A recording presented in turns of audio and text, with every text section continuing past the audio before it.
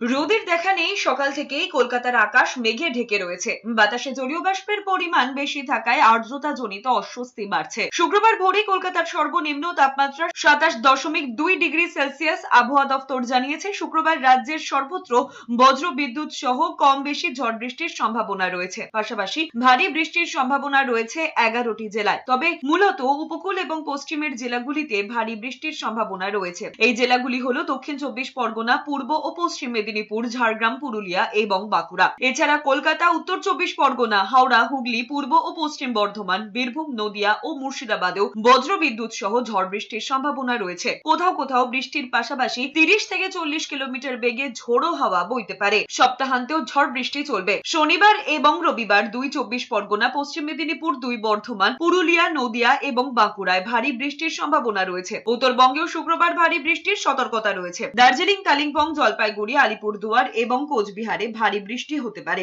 বাকি জেলাগুলিতেও বজ্র বিদ্যুৎ সহ ঝড় বৃষ্টি হবে বলে জানিয়েছে আলিপুর আবহাওয়া দফতর। ওই জেলাগুলির জন্য হলুদ সতর্কতা জারি করা হয়েছে। তবে সপ্তাহান্তে উত্তরের জেলাগুলিতে কোথাও কোথাও 2-1 পশলা বৃষ্টি হতে পারে।